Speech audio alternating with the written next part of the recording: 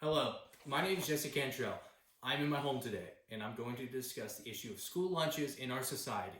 The overlying purpose here is to determine the issues of our society and how implementing a more accessible school lunch program would benefit in regard to solving those such devastating problems in our society in regard to child hunger, as well as the ever increasing risk of childhood obesity that has been ravaging throughout the youth in our nation.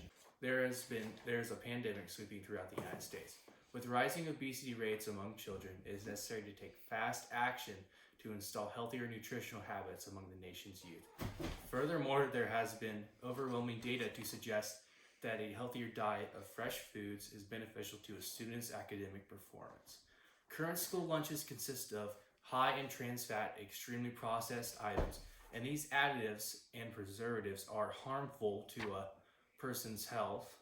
Furthermore, there has been a possible stigma effect ingrained within the confines of a merit-based free school lunch program. This stigma effect or shaming results in a stereotyping of lower income students as less intelligent. Likewise, there is also a child hunger crisis in the United States. Though the United States is the wealthiest country in the history of the world, children are still going to bed hungry. A solution to the issues posed by the status quo is a universal free school lunch program that emphasizes feeding children healthier, locally produced fresh foods. On a similar note, there has been minimal improvement in school lunch quality over recent years. However, the quality is still subpar at best, as compared with some other nations' school lunches. In this society, it is crucial to improve the experience of school lunches in correlation with improving the healthy eating habits of children as well as dealing with the obesity epidemic ravaging throughout society. To accomplish these ideals would not only mean improving the quality of school lunches, but also creating a universal school lunch program that is even more accessible to people of all income levels than already is.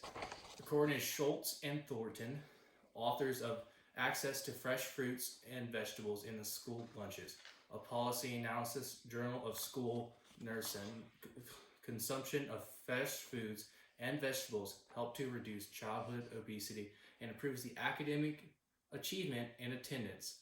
Moreover, this substantiates the notion that a healthier diet in school does affect the proficiency of students in the school system.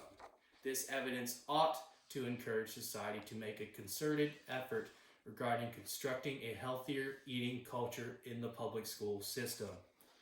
According to Dr. Kevin Hall, ultra-processed foods have common ingredients with industrial food manufacturing, such as hydrogenated oils, high fructose corn syrup, and flavoring agents, and emulsifiers. They are often cheap and more convenient than making a meal from Whole Foods.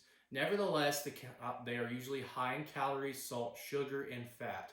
Moreover, if it is vital to understand the negative effect of these additives in common processed foods on an individual's health, it is not healthful to serve processed trans fats and other additives in developing adolescents, and it is utterly absurd that it is viewed as okay to do so today. It is therefore incumbent upon society to determine its values that society supposedly beholds.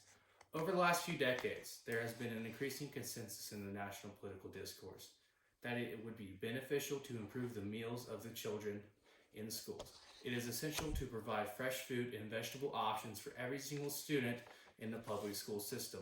Currently, most offerings are over-processed packaged fruits or items that have traveled from as far as across the world, and it shows an improvement in healthy options in schools.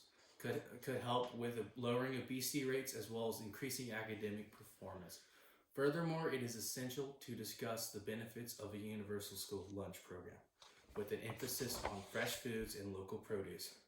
Overall, I have discussed the issues in society regarding the child hunger and obesity crisis and how a school lunch program is beneficial in correcting these such systemic issues with our society. Hunger is a crisis all the time. Thousands of Americans are food insecure, and thousands of more of those will be sleeping on the street tonight. Even with the stay-home order, there are still people without a place to go home to during these seemingly world-ending times. And food insecurity should be addressed in general, not just during this time of crisis. Because every day is a crisis for the many thousands of Americans that have nothing. A school lunch program has been proposed several times throughout the years. More recently with Senator Sanders and Representative Omar. In the last fall, proposing a free program that would benefit and make kids being denied food because of their inability to pay for or excessive school lunch program debt a thing of the past.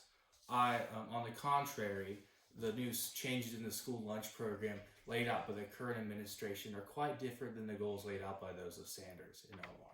The new regulation aims to lessen the amount of fruits and vegetables required to be accessible by students in an attempt to reduce food waste, which I find rather absurd because there's very little evidence that there's a difference between food waste in different types of school lunch programs.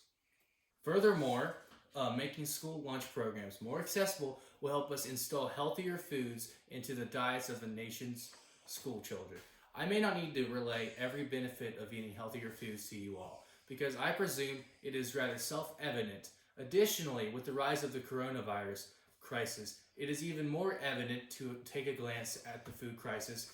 With people unable to work, it is even more evident that more accessible school lunches should be considered, even if times are of non-crisis, because just because they tell you it is a crisis now does not mean it's not a crisis all the time for the many thousands of Americans that are food insecure. At any rate, I would like to thank you all for watching this rather poor quality speech, and I hope everyone is doing okay and well in these uncertain times. Goodbye, and sorry if there's any random noises. My cats have been rather on one recently. Okay.